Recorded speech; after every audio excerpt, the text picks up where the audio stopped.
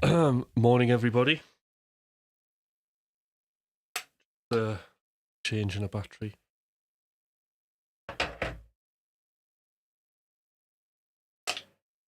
Get it there.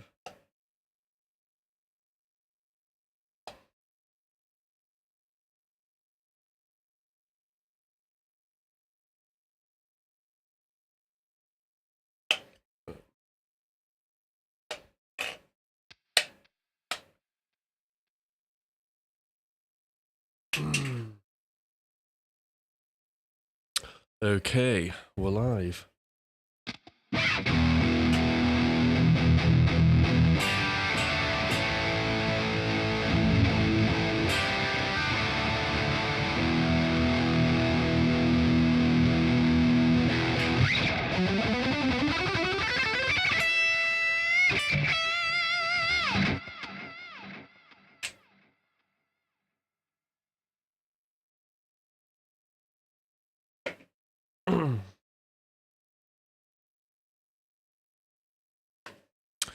All right, still setting up.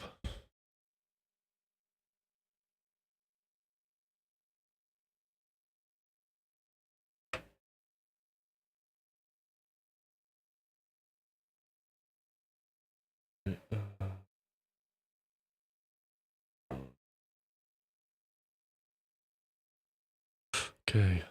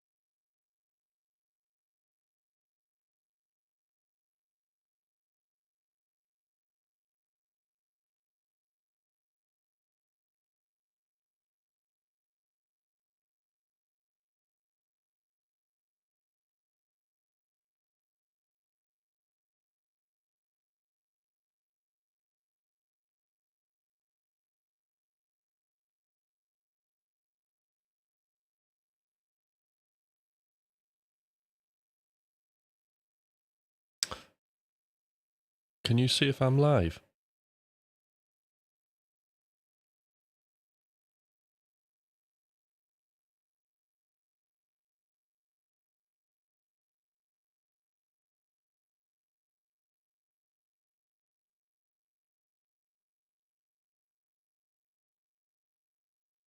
Cool.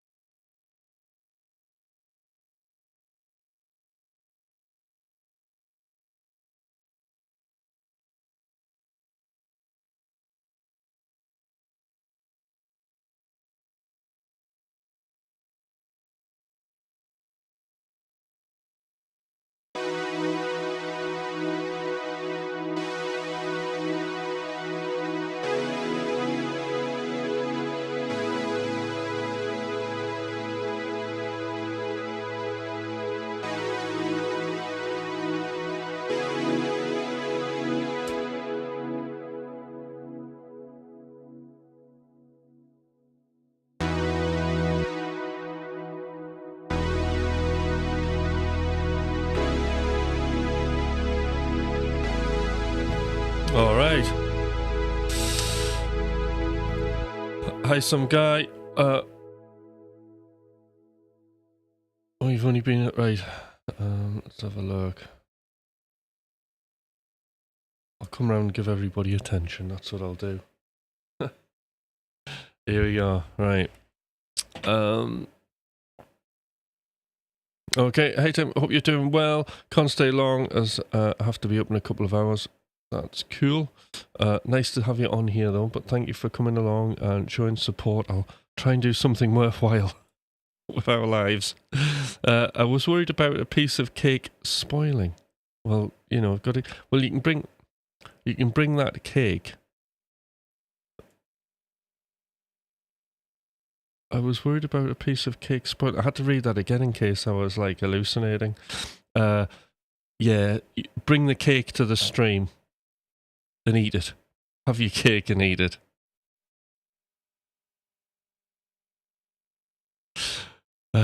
What's up, you dirty bastard? Well, a ton of guitar playing, which is interesting because it's peaks and troughs, isn't it? So I've had, I think, the stream last Saturday with Thomas was my peak, and now I'm noticing coming down the side where your playing's a bit. You feel like your playing's a bit rubbish, but it is only a feeling, because what I believe it is when we feel like we're having our off days, it's an awareness of stuff we'll have to work on, and I seem to have a number of things that I need to address actually in my guitar playing, which is good because I do get, although it's a bit, I also get excited because an action plan can be put in place. And you know, we can develop it, and that's how basically we get better, isn't it? When we're practicing, we're meant to sound terrible. Everybody says that, and if we're not doing that, then we're not doing it right. So that's the first thing. And the second thing is just to appreciate the fact that actually you can identify things that aren't quite right in your playing, and therefore you can work on those. And you're going to be an all-round better player, aren't you?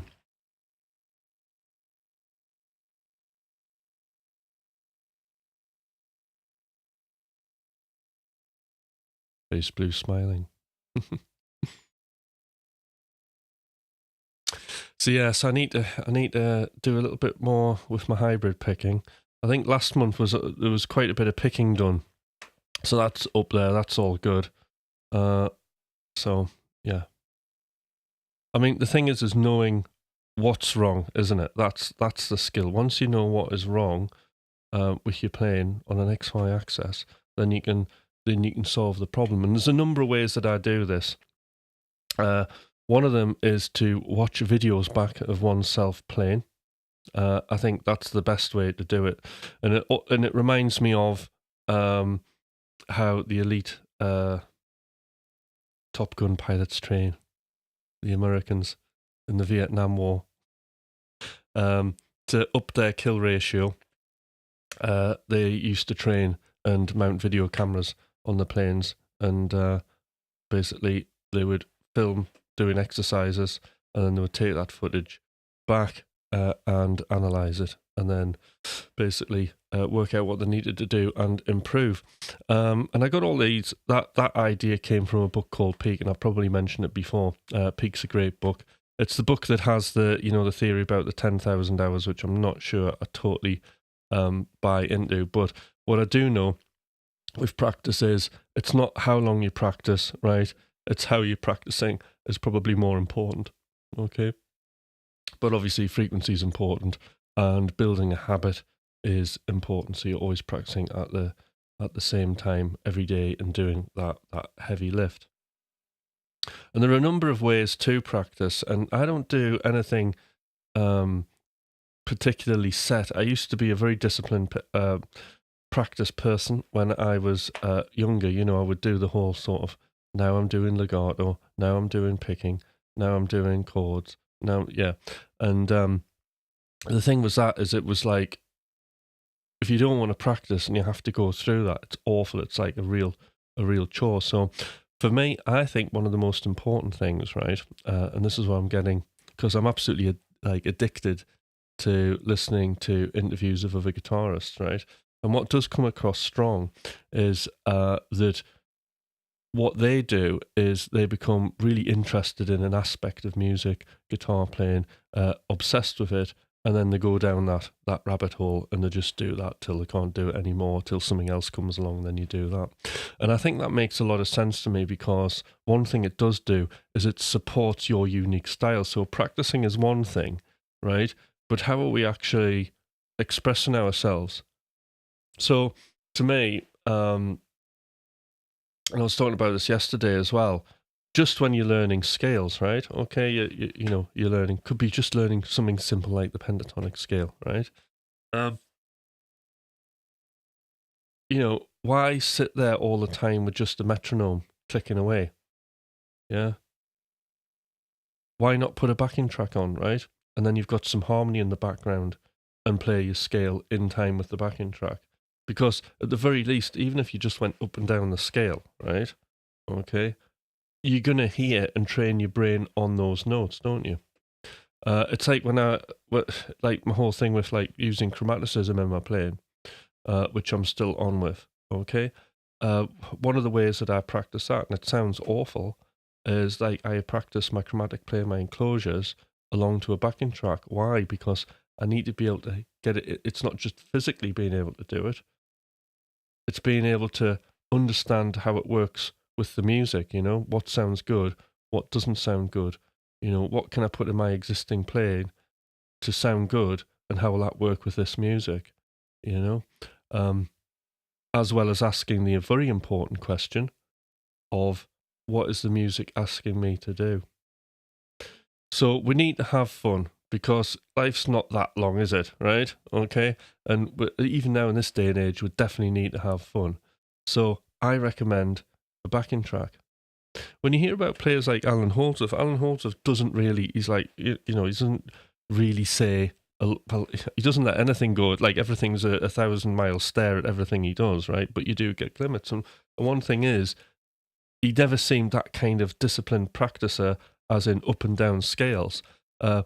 Alan had a vision in his head that he chased. That's what I'm getting. And he had things that really interested him, like the Messiaen scale, like modes 3 and 6. And then just went down that. And of course, like learning those modes will have given him really weird finger positions and all sorts of stuff. And he'll have had all of these wild ideas that he wanted to do with his music. And he just did them. And through a process, an empirical process, worked it out. And that was, to me, maybe how he practiced. I mean, we don't know for sure, to be fair, but that's what I imagine. Okay, but why not? I've heard Tom Quayle say a similar thing. Yngwie Malmsteen on a Rick Beato interview. Just where do you practice? No, I've never practiced. Okay, and I think what that is that with Yngwie, that what he was saying is he obviously did practice, but it was more of a live experiential practice. It wasn't this sort of like metronome theoretical, this is what could happen, And obviously if you're not playing with musicians and stuff like that and you're just playing a piece and you need to be in time, well, metronome's great discipline. And also it's a good sort of thing to do. I mean, I'm saying this, I was practicing with a metronome yesterday, and that was just to get some licks down at a very early stage. But yes, I'm not saying metronome's a bad thing. I don't think that, because we do need to do a bit of metronome practice.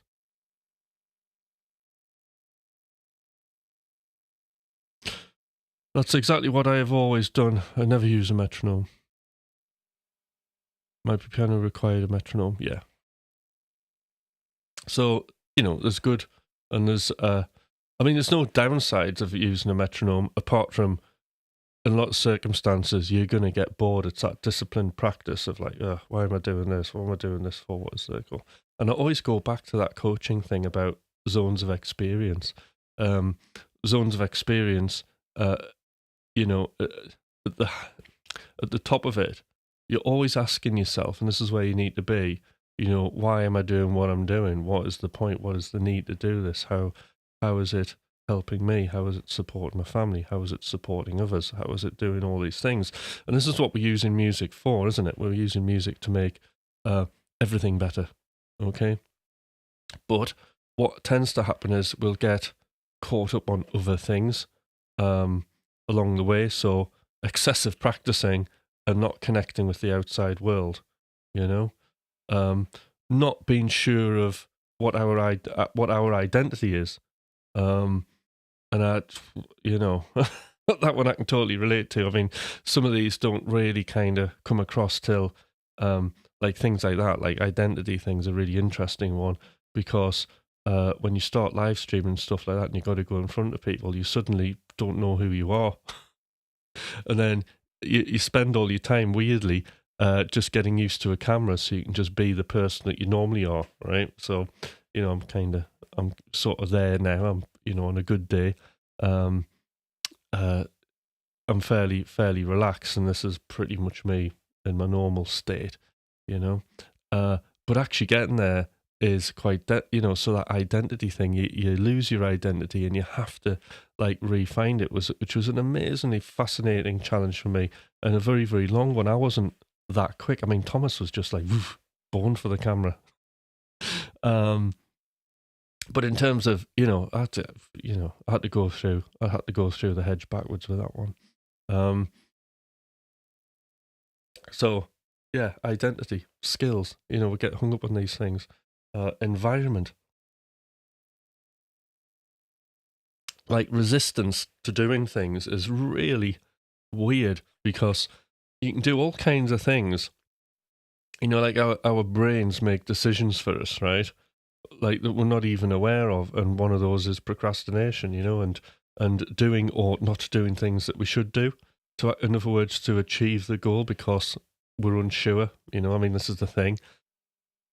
When I'm doing a live stream, when I'm writing a piece of music, the future's uncertain, okay? And there is no certainty. If we're going to make art, and you're going to make true art that's unique and amazing, something that's beyond what you think is possible for yourself to think or imagine. It doesn't have to be super complicated, but just like, wow. It's like the simple ideas that are just like, I thought of that. Nobody else has thought of that. That's amazing. And everybody loves it, Making true art is about embracing uncertainty, okay? It's not about, to me, it's not about being an artist who's like, I suffer for my art. My art costs pain. I think a lot of that pain comes from getting on board with the uncertainty. But if we accept uncertainty as just part of it, okay, and we overcome uncertainty by focusing in on the process, that's the best way, because whatever happens, your music, your guitar playing, to your improvisations, okay, that just becomes a symptom then. So, I'm getting all heavy. So these are the things we need to think about, how we're going to build our styles, how we're going to practice. And the other thing is, going back to what I'm saying about playing guitar, doing your practice, doing your metronome practice, if you're going to come back and want to do what you're doing, okay, you have to make it fun, and that's the thing. You want it to be a great game that you're doing, but you also want to be identifying problems and overcoming them, And the other thing that we need to do, which I'm bad at sometimes, is not overwhelm ourselves. I've had a big head explosion of like lots of possibilities on guitar, right? And there's that much going on that I want to do and be able to fluently play. I get overwhelmed with it, and I do this thing where if I am doing an exercise or something, it's too big, and I overwhelm myself, and I keep having to remind myself, even though like I think I'm an advocate for this, is the micro practice. I have to keep coming back to the idea of the micro practice and take the pressure of myself, not to look at the bigger lick picture, and to look at like the smaller parts of it that make up the whole, and just kind of bite away at those. And I think that's important, you know. We don't have to feel that, right, okay, I'm going to play 3 notes per string, every position in the melodic minor, you know, in every single key. That's like big, isn't it? But why not just look at the finger positions that find challenging, maybe just one of them, one particular constellation of notes, and then practice those. And then practice them with a backing track, use it as a limitation, and see what kind of musical ideas you can kind of get out of that. You know, that's what I'm about at the minute.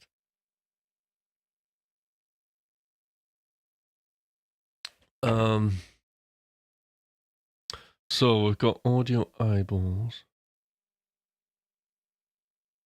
I've got to admit, right, I just did a couple of small videos doing content, and the first one has gone like really well, and the second one's like probably because like I mentioned Joe Bonamassa in it, is why it got up to 1,500 views. But then the next one I did was like, you know, I don't know, 350 or something like that. I mean, there's time to go yet. People might be waiting, you know, weekend warrior guitarists out there might be waiting for the weekend to sit down and do the lesson, but significantly lower views. So I do feel I'm back to doing. I do think like lives seem to have more benefits for me. I do love the interaction. I think it's brilliant. What's the topic today? I haven't, you know what? I haven't set any particular topics, and that's something we can talk to. I've just, like these last 2 streams, right? Although I can think of stuff and I can go back over stuff that I think is important. Because one thing I've done is I've lost track of my coaching business, right? Because I've become so absorbed into guitar at the minute. So like, you know, for out-facing stuff, it's been guitar at the minute. And I think the next thing is like, how do I stitch all of these things together and be great at all of them? You know, that's the next thing. And I do have ideas on how to do this. But that's an example of a really good problem, actually. So the topic of today, well, one of the topics could be is I'm interested in what you guys want to, you know, what makes this really interesting for me is I want to know, you know, what are the burning issues for you? What would you like me to discuss? Because there could be something that, you know, that you ask about that in terms of creativity, that might be something that I've, you know, because I've coached tons and tons of people that I've come across and I could help with because there's vast experience there. It could be a technical problem on guitar that we need to look at. It could even be something to do with music production, creativity, building a template. Anything to do with production. I've done it all. It's a library of something. I'm not saying I'm an expert in everything, but I can certainly, as a group, we can solve anything. And why sit wondering? Just ask the question.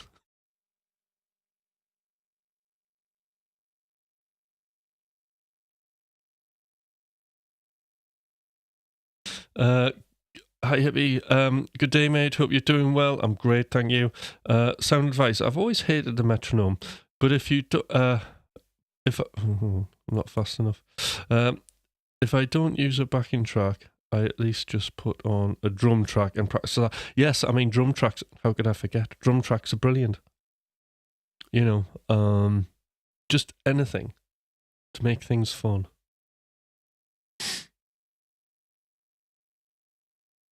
I get bored way too fast with them, lack discipline. Yeah. But, you know, to have discipline, what you do need to do is you have to have fun. You know, by having fun and focusing in on the process, we don't, you know, the results aren't too bad. And it's human nature to think about the results, you know. I find timing improves heaps when I start using backing tracks in a key of the scales I was practicing. Absolutely, it just totally makes sense, doesn't it? Right, I have a list of questions, but I don't want to be annoying. I would love that list of questions. If you could type the list of questions or just give me one question, I would be more than happy, because that's what this is about. And I bet everybody here go, oh, I want to know that. Oh, that's a brilliant question. I want to know that. Yeah. I'm already getting excited, Hippie. So if you can give away a question, that would be really good. Because it might be something I'm like, oh, I'm struggling with that as well, and this is what I'm doing. What is the issue with the bridge on your guitar? I don't know. I think I'm just unlucky and heavy-handed. I've dipped the trem a couple of times. It's clunk, but it goes back in fine. It's all right, and it hasn't happened again. But you in the back of your mind when you want to do like a dive bomb and just do that thing where your strings stick to the pickups. It's like I'm not doing it.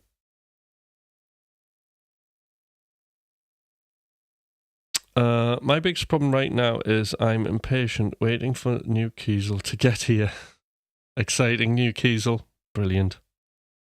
What did you get? Okay, first question. Holding a pick or fast treading? Show me your pick hand from multiple camera angles. Okay. Right, so picking. Picking. Let's have a look. We'll try and knock this together.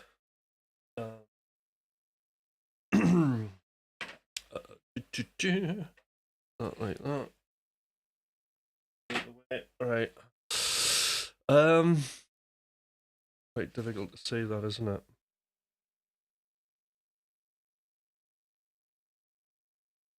Go back here.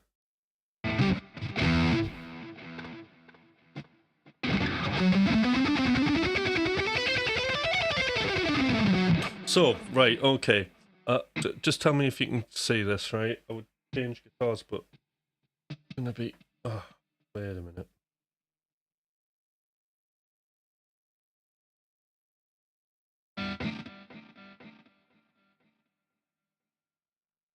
That's right. There we go. Right. A bit more light on the subject. Okay, so, I think if I'm clever. Oh no, it's fully zoomed. Right. Don't see there. Depends what I'm doing. Okay. So the theory here is I combine both. I need my mic here. I combine both alternate picking and economy picking, which I think is just a lethal combination. And the way that I do this is let's say I'm doing just a run. Now that's groups of 7. I love doing these groups of 7. If I was to play that alternate picking, there would be lots of angles going on there. So just to make life easy, that's why I use economy. So my pick grip on this is, because I'm going down, I'm using a downward slant on the plectrum. I'm only using like tip of the pick. And I'm sort of doing that Paul Gilbert almost 45-degree angle. I'm using a 1mm pick. I used to use 2mm Dunlops. But I needed a bit of flex because I think I was taking on like wrist damage, just hitting strings like with a really thick plectrum, and at least this has a slight bit of suspension in it. It's also good for like funky playing and stuff like that as well, so it's a happy medium. So anyway, yeah, we've got downward.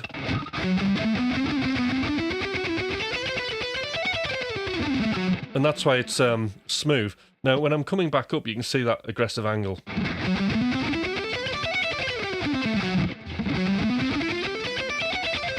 And there's that rotation, because to actually rotate round,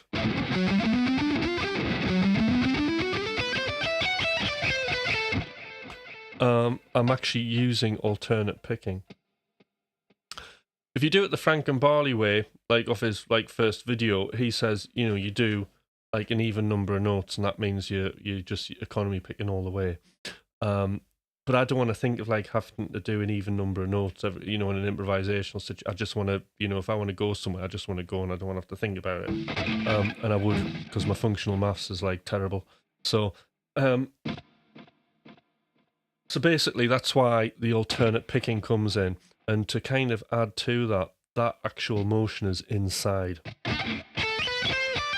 So there, just those last two strings, that's basically still economy, but when I rotate, it's inside. So you have to get good at the,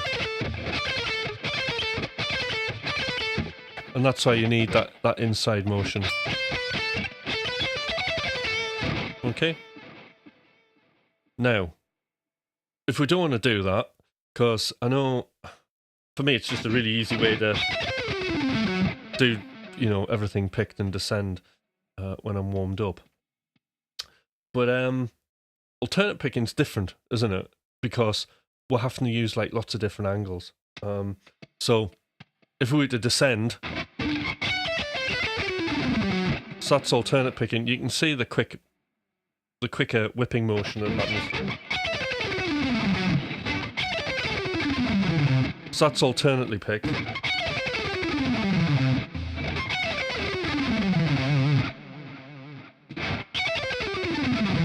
Economy. Alternate picking. So that alternate picking, although it's sounding quite good there, I do have to think about that. And I do have to think about those rotations a little. But essentially what I'm doing is I'm just flipping the pick over the strings. So you can see, when I slow it down, you vaguely, that's what it's like. It's like one of these, to do those inside-outside motions, it's like you have to practice it. You have to understand what it is at a slow speed. That's not even a slow speed, is it? So you have to understand what it is at a slow speed, but then you have to get it up to speed to really kind of get it under your fingers to make it effective. So it's like riding a bike, isn't it? It's when you learn to ride a bike, you need to get up to speed or you just wobble, don't you? So you need that centrifugal force. And Frank and Barley described, you know, picking angles as like going round corners on a bike. Yeah. Just the way that's what these picking angles are like to me. It's like leaning into a corner, very much so when I'm using economy picking.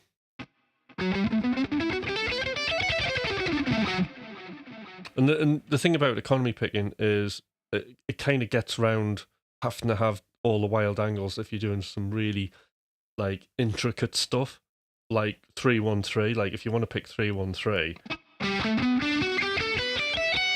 like your life's going to be, well, unless, I mean, there'll be amazing people out there who just put the metronome to 200 beats, just like do it. But it's too thinky. That's the problem. It's just easier, you know. Like, why would I do that? Apart from it's good practice for alternate picking. Like, I'm not going to do that. I'm gonna, you know, badly economy pick like that. It's better. So it really is. It's a no-brainer to me.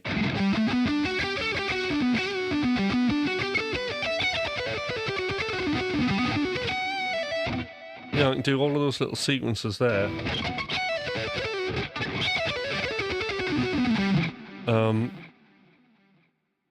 And not really have to think about it. Just catch up on this chat. Maybe pour a coffee. So this, you know, like this is the thing we want to talk about. You know, this is important.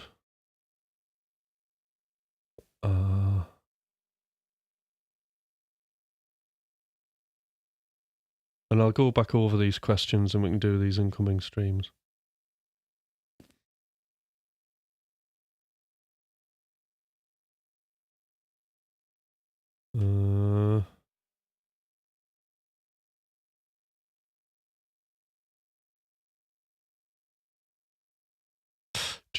Bear with me.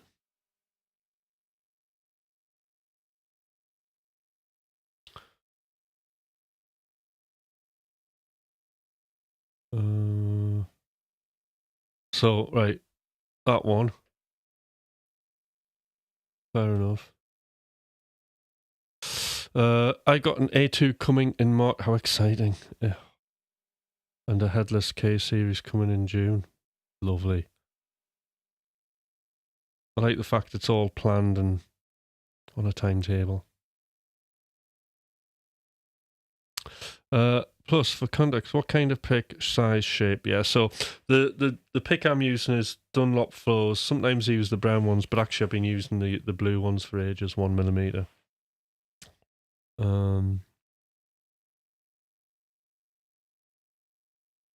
I hold the pick in exactly the same way as with downward slant. I keep forgetting upward slant while descending, which is slowing down, tend to go... Right, okay. So this is brilliant because I keep forgetting an upward slant, right? Because if you don't do the upward slant, then that's going to set everything wrong, okay? Because if you don't do the angles,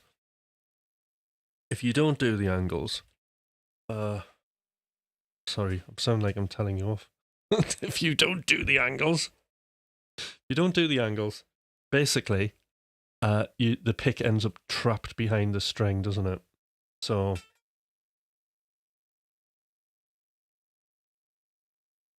there, I'm trapped behind the string. So I have to get to the B string, I get the hopping motion because I haven't got the correct slant. So I'm trapped, and I need to start the lick. Very difficult. And that's why we get, I mean, Troy Grady's got all this down, hasn't he?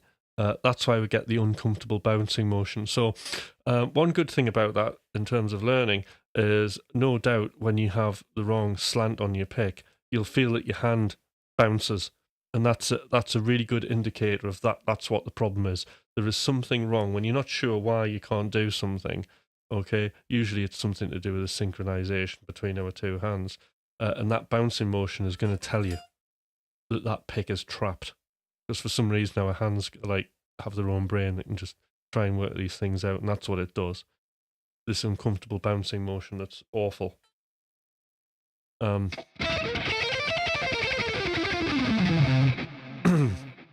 So that's like one thing to do, and then you just gotta whatever lick it is you're doing, you just gotta analyze it. And just work out like what those angles are. I mean, sometimes you have to reduce what the angles are. Sometimes you don't want a massive aggressive,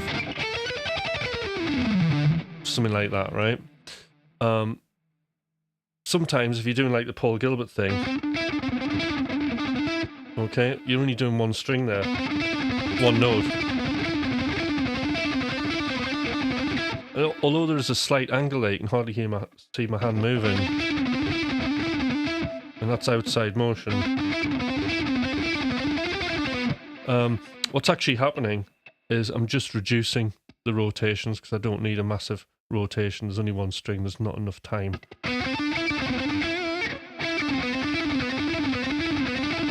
That's inside now.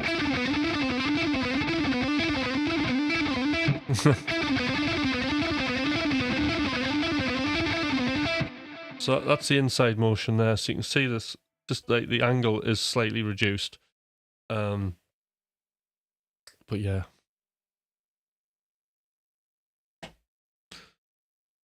So you have to work those angles out.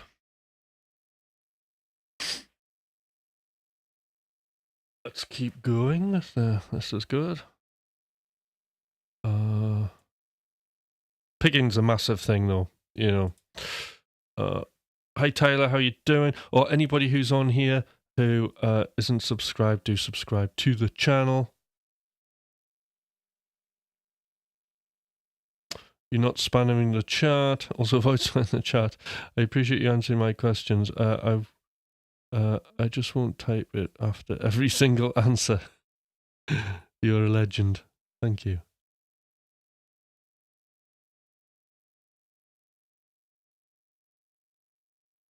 Gabby thinks you're great. Thank you. Thanks, Gabby. All right then. So, alternate picking, economy picking. So, I mean, I just use I use both, and they both do specific jobs, basically. You know, I mean, for me, it all started with Troy Grady picking angles because he does that wonderful video of the Vinnie Moore descending sixes, right? And I actually spent a long time trying to do that, and sometimes it would sound good, sometimes it would sound bad, and then I realised that it was an inside motion. How do you do that? And we just didn't have the information then to show that it was the picking angles. But when Troy Grady saw that, then it made absolute sense. It was just the whole approach was weird. It didn't feel very musical, but it felt like engineering. And then of course I'm like, oh, of course, yeah, just left and right hand playing a guitar. It's just engineering, isn't it? But I think like we get like that side of it mixed up with the emotional side, and then when we're looking at it like a technical, like an engine, it doesn't feel magical and emotional anymore as music, does it? And that's not really true because the distinction is that we have the inner game and we have the outer game, and that's very much an outer game, but a necessary game, as we know.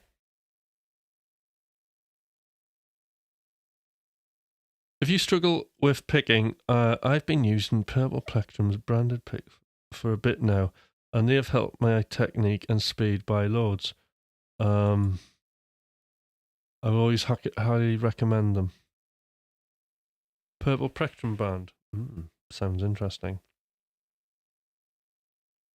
So again, like I got into these because like I needed a bit of flex. I was using the purple 2mm Dunlops, and I was on a gauge 11 string as well. I was just absolutely trashing my hands. In fact, Thomas stopped me. He was like, "No, you gotta go on a string diet." Doing yourself in.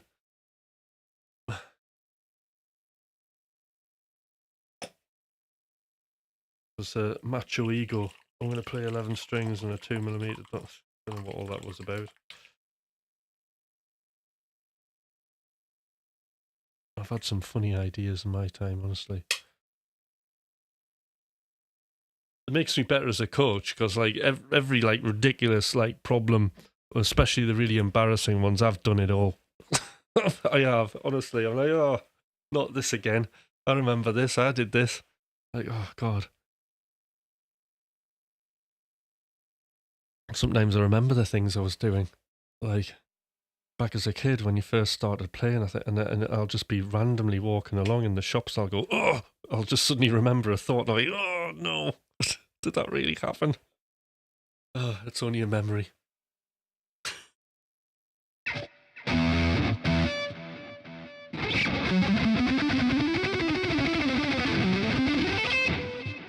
Because the other thing is, as well, picking, like one thing I'm trying to get to grips with is I'm just working on the economy side of the picking, which is planting. So planting is quite an important thing. Is just limiting the movement of the pick.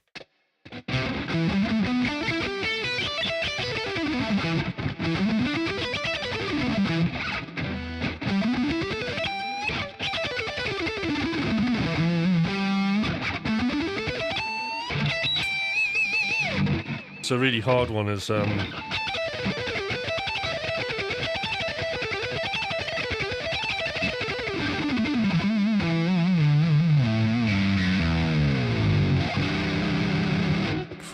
taking risks doing that dive bomb. Yeah, so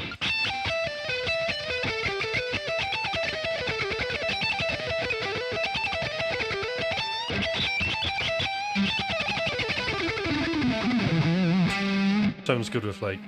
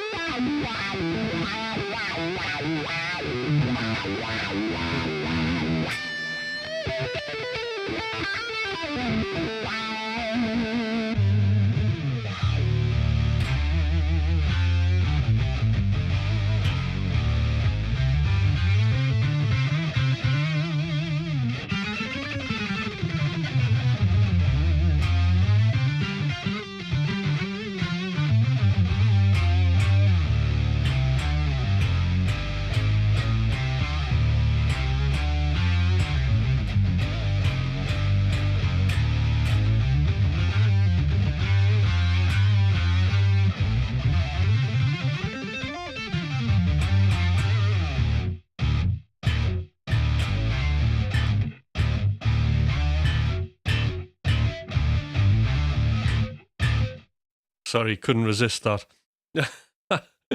This is the, this sound here. This is the guitar bass. That's very good.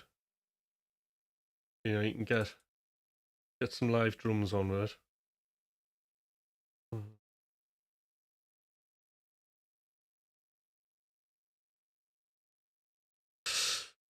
Get some drums. How do we do this? I do have some live drums here, don't I? No, it's this one here. Wait, and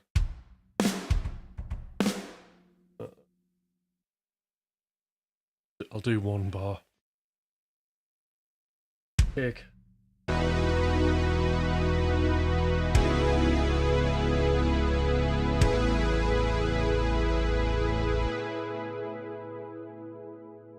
Got my synthwave track on. Doing this. Right. Okay.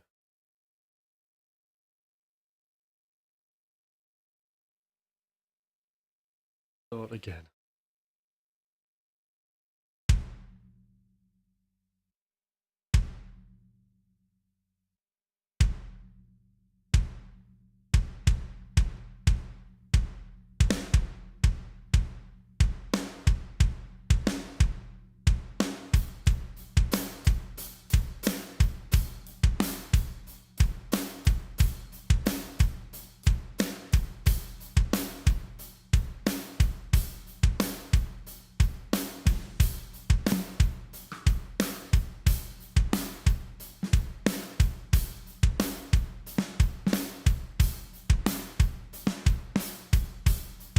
Okay, there we go.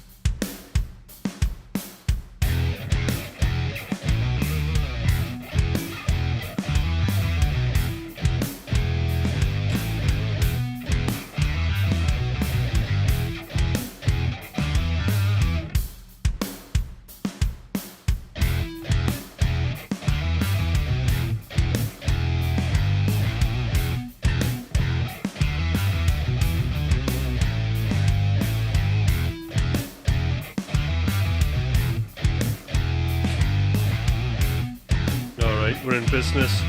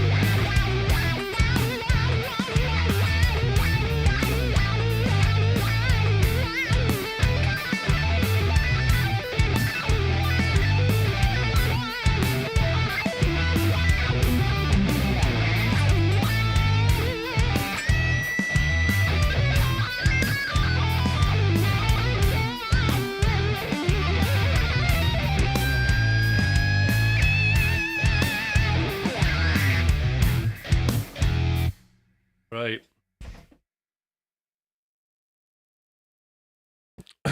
And relax. Feels better. Right. I'm all calm now. Okay. Right, so...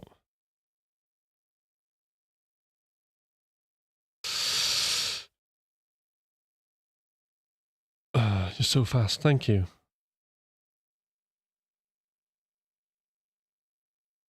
Love that sound so good. Well, the sound, that's Nunchuck, my lead sound, by Polychrome DSP. Absolutely brilliant.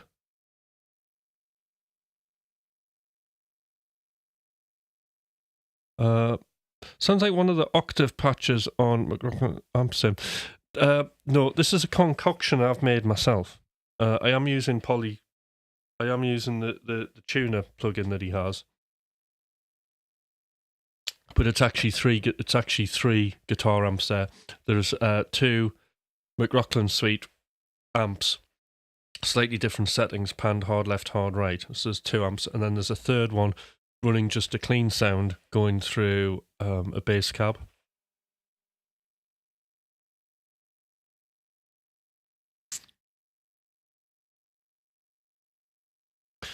Greetings from hell. I mean, California. Oof, yeah. How is it over there, Steve? I'm not hearing it's great.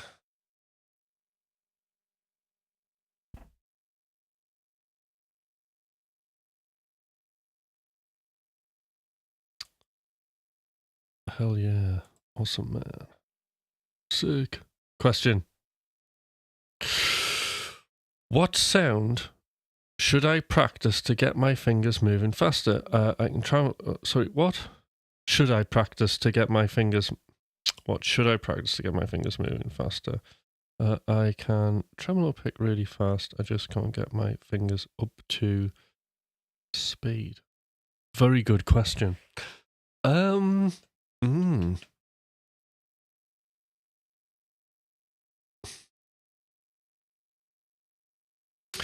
It's you see, because I for as long as I remember, I had speed, and I think that was just because, like, as a little kid, like 8-year-old child, I was imitating guitar. Like, whenever you mention a guitar, you go, wouldn't you? So I would just think that it was fast, and you just, whenever you touched a guitar, you moved your fingers fast. So that kind of like fast capacity was probably there just by making an absolute racket.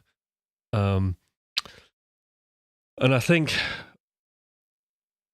and obviously I played like that completely uncoordinated till I went to an amazing teacher who could teach me to be like Yngwie and Paul Gilbert and all that kind of stuff. And a guy called Richard Manley, who sadly is not with us anymore.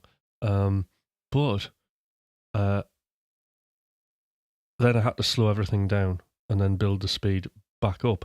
So I think like one of the things you have to do is, I think it's based on just speed bursts, really, isn't it? So all the time is you're practicing and then you're testing, aren't you? So if you were to actually, a really good one would be the Yngwie thing, wouldn't it?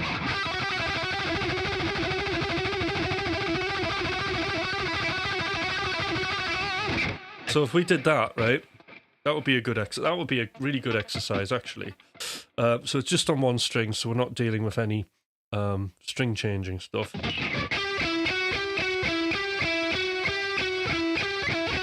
So there's a couple of things that you're going to practice here. A, playing the lick, so just learning it.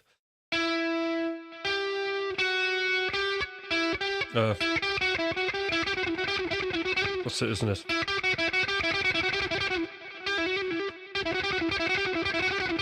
That's it, right. So the first thing you're going to do is obviously practice it slowly. Then we're going to home in on the actual picking itself. So first thing, learn the lick.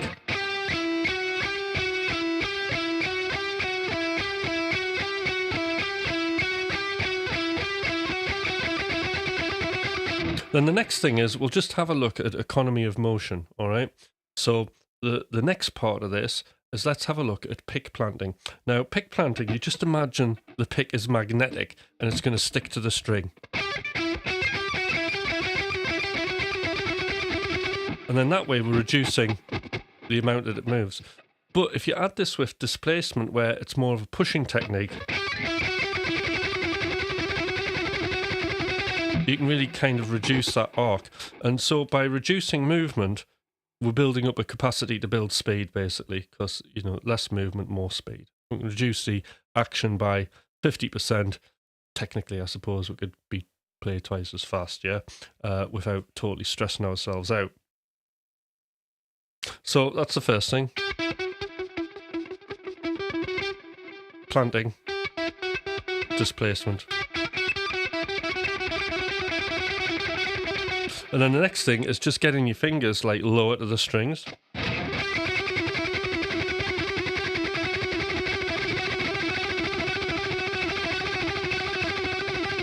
It's always that fourth finger, isn't it? It's like I just need to save my hand here. It's that fourth finger that's the one.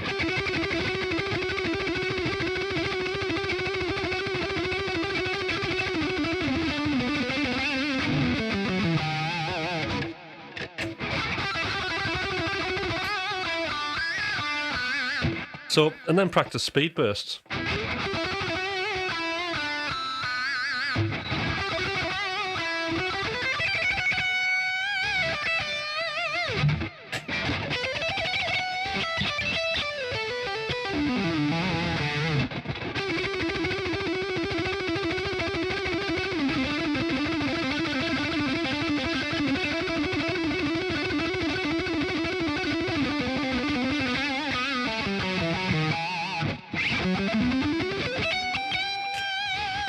So then the other thing that you'll find is tensional build-up. And I think one way to get around that is to just think about where the tension is. Like, so in this hand, this is getting quite tense. And when I'm practicing, what I do is I just kind of do, it's almost like a body scan meditation. I'll go into almost a meditative state and I'll focus on where it's hurting and I'll mentally try and relax it.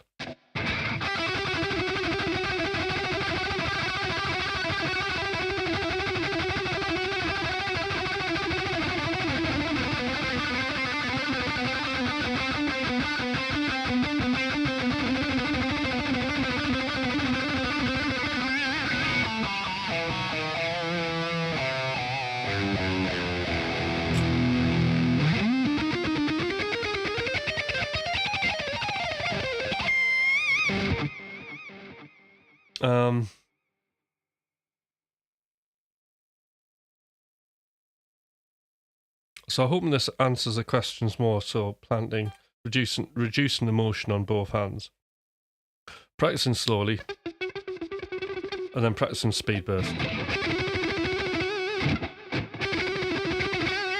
So it could be just like a simple phrase like that.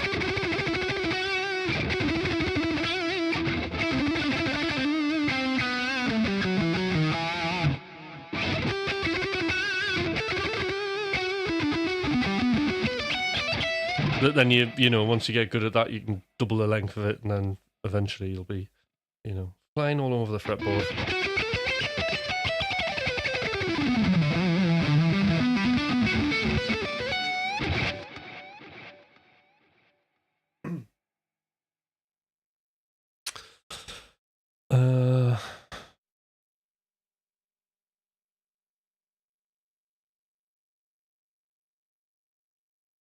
It's right. Oh yeah, the fires. It's bad. I'm okay.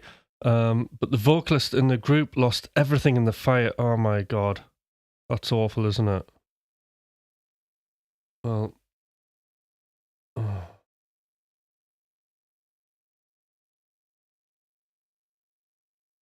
yeah, speed burst. It is then. But pick planting, displacement, reducing the height of your fingers. Actually, talking about height of your fingers, I mean, one exercise, right,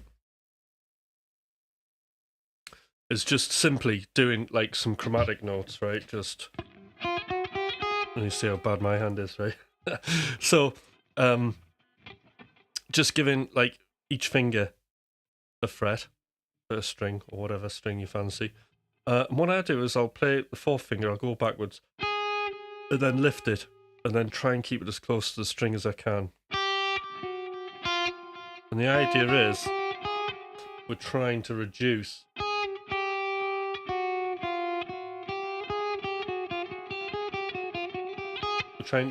that action. It's not about playing fast, it's just about keeping control of our fingers without tension, you know, because we just want to reduce that.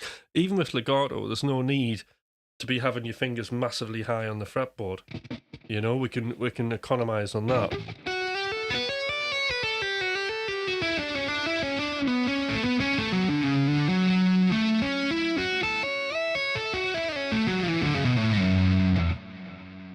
This is great. This is to do with, again, planting. It's to do with just, you know, if I do hammers only, no peg,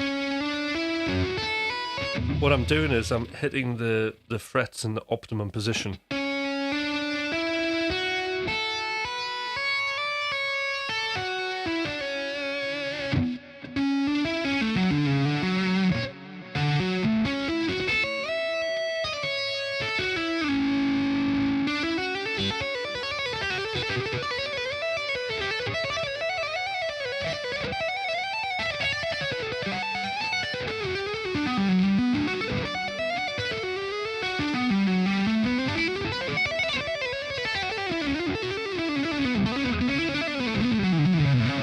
So we can reduce the action there as well.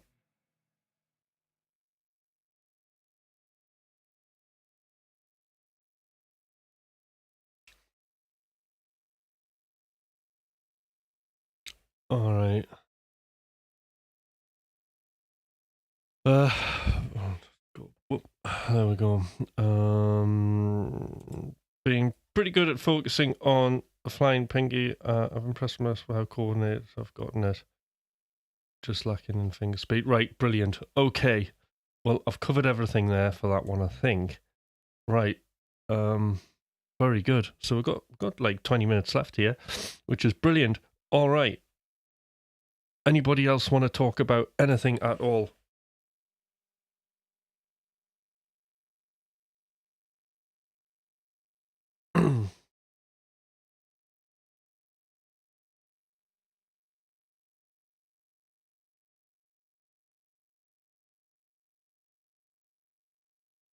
I'm enjoying the chat.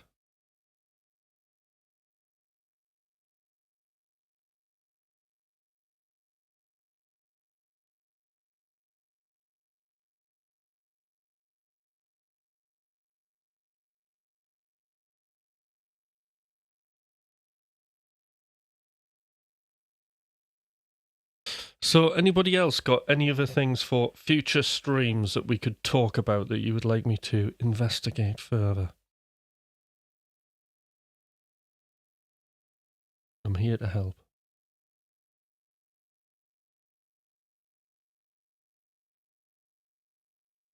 How's the House Fusion project coming along? How's the House Fusion music project coming along? Well, I've been... Basically, all of my time has now been spent sort of streaming, developing the stream, and live looping, you know, so there's been a big push for that. So now I'm almost genreless. It'll just whatever pops out of my head, Steve, really. It's an interesting one for me because, again, we go back to like what I was talking about with zones of experience, like making your connection. So it just appears to me at the moment that my connection is sort of live streaming. I've released that much music. It's like I just don't feel like releasing any more for a bit. Having said that, there was a Freakstar release a few months back, and also all the old materials getting released as well. And there's something like 30 odd tracks there, so that's gaining traction actually, which is good. But that's a totally different project. That's not like shredding or anything. That's like when I was doing this kind of electronic post-punk thing, like back in the, well, it started when I was very young in the late 90s.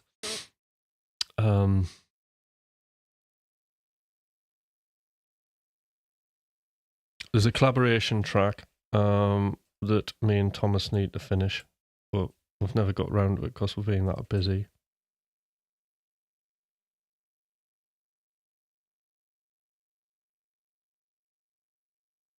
But if I was to go back seriously releasing music, right, and you want to make a career out of it, it would have to be dance music.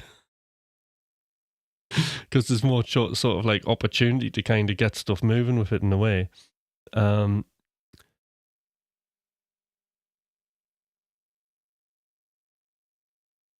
Right. So that's my house fusion project. I did do a live looping thing the other week, and that was pretty cool. So you must have been there for that.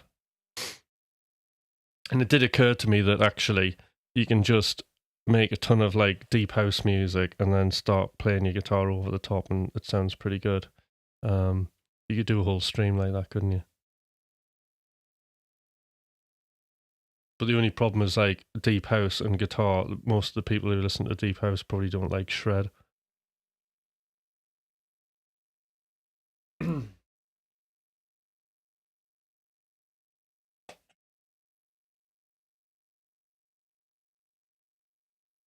Yeah. So this is the other thing, like on here, is because of the live looping thing, it's very easy to sort of kind of clash genres together, isn't it, with electronic music? And that's like one of the things I really like about synthwave is, you know, and I'm amazed actually. I still, you know, when I make, I still enjoy, you know, making the synthwave music I make. Not saying it's brilliant or anything, but I do struggle with a lot of synthwave just listening to it in general, because I do find it quite boring at times. But as a whole, there's like lots of interesting things you can do with it. And I love sort of mixing elements of vaporwave with rock and with synthwave, you know, like, so I had some chords here, didn't I? I say there was just while I was waiting for people to turn up, you know, and we could technically let me have a look here.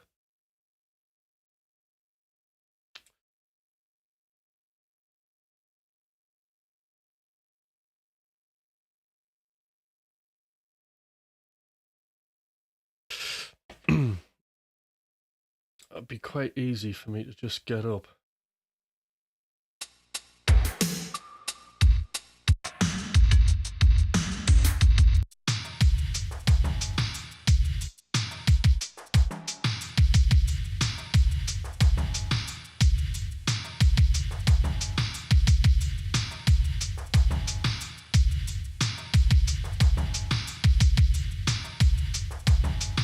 All right, we've got some drums. Put that with the chord.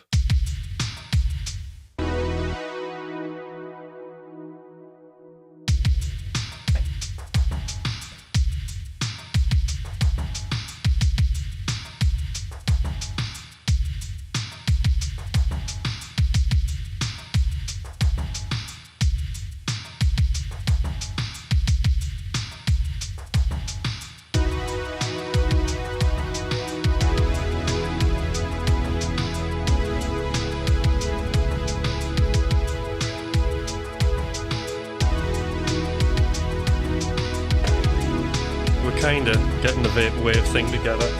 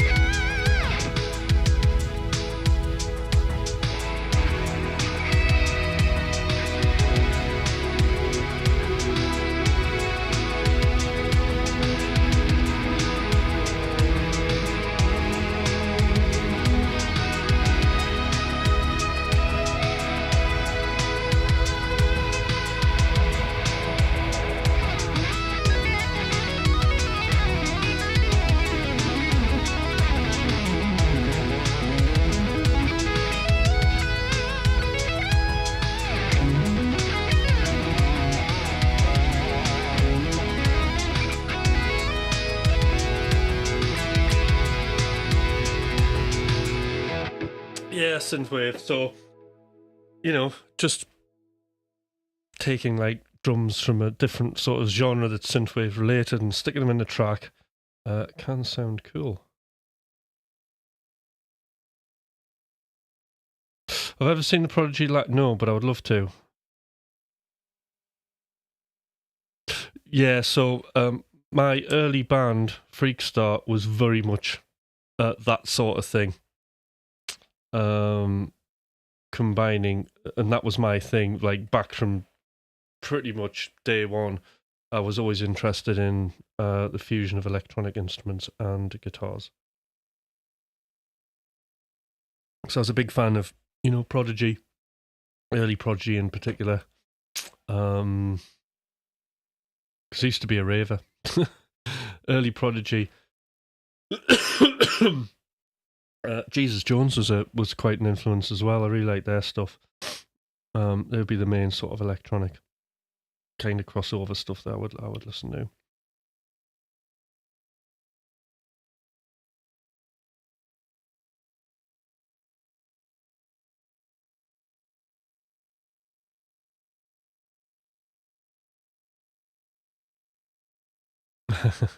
Synthwave genius Phil Collins vibe, a dash of Vi classic, yeah.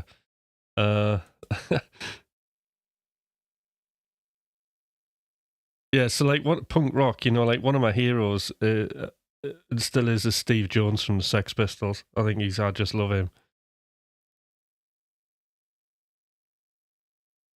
I'm playing my guitar, trying to figure out this ending theme. Cool. Let me know what it is. Slipknot or bands I've seen more than any more. Right, cool. See, I never get out to watch bands. I should, but I'm in here. I'm just like most of my time is fully booked, doing music sessions with people, coaching, and then doing the live stream, and then writing a bit of music and practice. I mean, it's like full on. I mean, my day, like I don't stop doing music till I literally fall into bed these days. It's like, you know, like I'm doing the stream this morning, doing what we're doing here, and then I've got 7 hours straight playing. I mean, this morning, probably do another 2 hours stuff. Afternoon, I've got like 2 hours music production, 2 hours playing. And then I've got 2 lessons tonight to teach. And then I might have a non-alcoholic beer. And then probably practice. I'll start reviewing what I've been doing and trying to fix myself for the next day.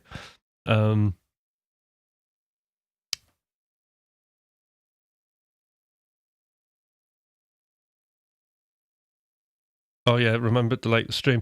And actually that's a really important thing, because if you are in a situation where you're doing a lot of playing, it's very easy to then spin your wheels, right? Get into bad habits and then start having a negative downward slope and picking up habits and things like that. So whilst it can really get you strong improvising and playing and you know, that kind of thing, you do need to be careful with that. And the thing that saves me every time, providing I remember to do it, is like every single, like after this session, my playing that I've been doing today, right? I'll review today. I don't always do this, but what you do is you review your performance, and there is a format and a way to do this. And what you need to do is, I'm going to type it in the chat so everybody knows, right? Always, whenever you do a practice session, particularly if you are doing an improvisation thing, a jamming thing, something where you've recorded yourself, any sort of high demanding music activity, you're going to review yourself, and you're going to do it this way. You're going to write down, the first thing is wins, then problems, and then opportunities or options. I'm dyslexic and I can't spell it. Wins, problems, and options. There you go. Wins, problems, and options. So basically, the reason that you always do your wins, right, is because you want to feel good about yourself. It's very easy when we're playing and we're jamming and it's going badly and it's sounding rubbish that we just stop listening, get into our own DNA and start just, luxuriating in the negativity, right? Oh, it's terrible. How will I ever get out of this? And you're not listening to music. You're not really doing anything. But whatever happens, right, there will be wins, like just turning up and doing the thing and getting over the fear is a massive win. It's a bigger win than anything, right? So we just have to tune ourselves into the positives, and that is vital that happens. As human beings, we're far too programmed to just go straight in on the problems and the negativity of a situation. But you must write down what your wins were of that session before approaching any problems. And then you can just free write what your problems were. I like to do this as like a constant stream of thought, like loads of stuff. And then when I come to options, right, I go through what I've wrote and I pick out all the things that are very sort of concrete, binary, yes, no. So, certain lick picking was wrong on it. Options, would be, have a look at different picking angles, Troy Grady, I would come up with solutions. And when you have solutions, you've got a starting point for your next session and you've got things to be working towards that are specifically going to fix problems that you've experienced in a moment, So especially if you're doing live playing and you're doing improvisation, then these are the problems that you really are, that are outfacing, that need addressing. So this way, at least, because you can't address every single problem. But what we do need to do is we do need to identify the biggest problems and take those ones down first. Because one thing that does happen, when you get good at identifying the bigger problems, okay, it negates the smaller ones, and then you don't have to bother with those. That's a little bit, of a trick. And what I would suggest is you don't give yourself really any more than sort of 3 options to work on. You can shelve the rest and then just work through them in an order and then just keep reviewing what your performance is. And that's what you need to do. And you need to write down to always do the wins. Problems are absolutely brilliant. Love problem. I absolutely love having problems. Although like part of it's like, oh God, yeah, my playing's like going down the hill at the minute. But also there's excitement there because I'm thinking, right, well, I'm identifying problems and I'm going to work out solutions, and from that, having done those solutions, those opportunities, then it gives everything that I'm doing a purpose to work towards, and that is how you get momentum, and that's how your career is as a guitar player. It's a musician. You're constantly fixing. It's problems that we like to solve, and problems aren't a bad thing, and we're exchanging shitty, horrible problems for much better problems. Yeah. Hope that makes sense. So that's a review. Wins, problems, opportunities. And I'll do more on that. The other thing is obviously there are coaching groups for people to join. So if you're wanting to make, and I think this is more like a guitar thing now. There's like guitarists coming to me and they're really interested in making music and having something that's original to play over and release. So this is a thing now, and everybody is welcome to contact me if you're interested in joining one of my coaching groups. I must say, not blow my own trumpet, it's absolutely amazing. I've never had to refund anybody, and everybody has had all the successes that they've needed from attending these sessions. So it will, you will make music, you will finish music, and you will release music as the game of this. And once you start doing that, opportunities will happen. Music's worthless, but the opportunities it can get you are brilliant, So do think about that. My email is always in the description. Please get in contact. We can chat on email, and then usually what I'll do is just a free half an hour session with you, just to have a chat to make sure that it's what you're wanting. Because some people will turn up and they'll go, oh, I want to know how to make a kick drum, and I'm like, well, it's not what it's about. This is about starting and finishing. We don't care about kick drums. We just want a kick drum. We just want to finish, So yeah, that's what it's about. And I think that's enough from me. I'm about to go for my park walk. It's been a great session. Thank you everybody for asking questions and stuff, and it's great. And should be back Monday, because I do need to do. I've done some content, and I just like doing the live streams. So I will see everybody Monday. All right then, and I'll schedule it in. And then I have to turn up. All right, bye everybody. Thank you.